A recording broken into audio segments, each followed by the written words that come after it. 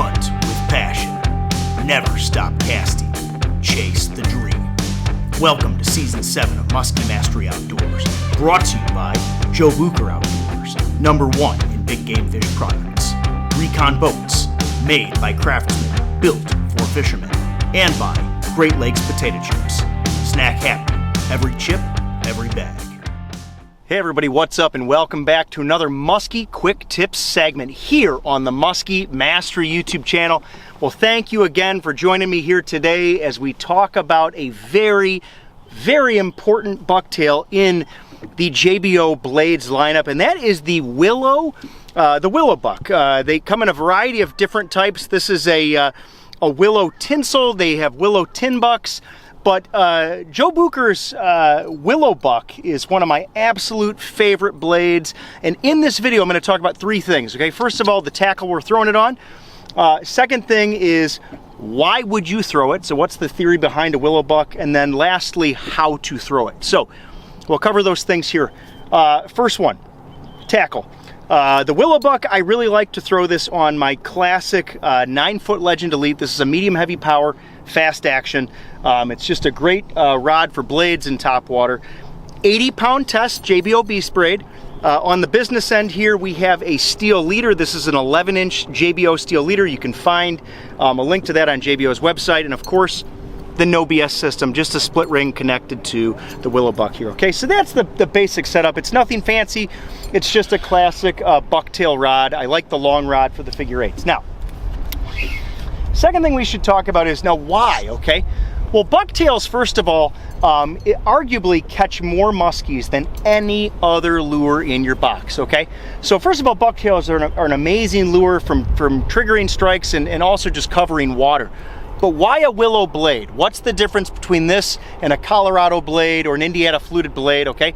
Well, first of all, this Willow blade, this big Willow blade that JBO makes, produces a ton of vibration, and it, in fact, produces a very different vibration than your other bucktails in your box, from your Colorados and your Indianas and other things like that. So first of all, it's just different. It produces a ton of vibration. Why would you throw this though? Because you can work this deeper. Simply put, the Willow buck runs deeper than other bucktails in your box.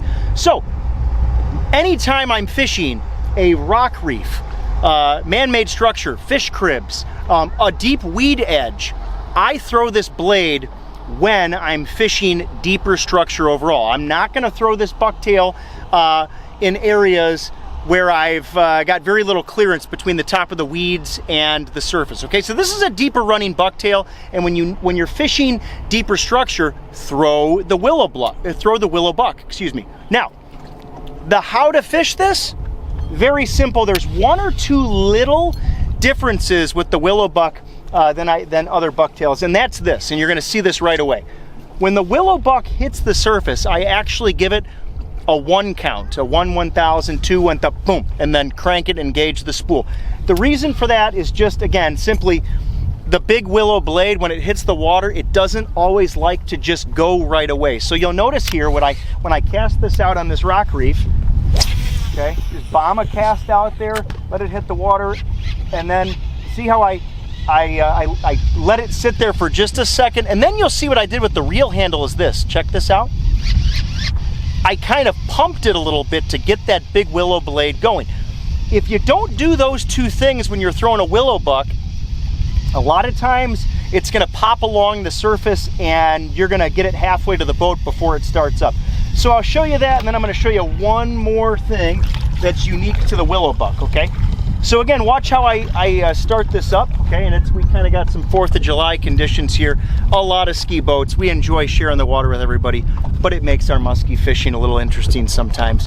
But here we go. Here's the Willow buck again. I'm gonna throw it out there, hits the surface, 1 1,000, and there we go, boom. And you saw that I kind of gave it that real quick pop with the reel handle.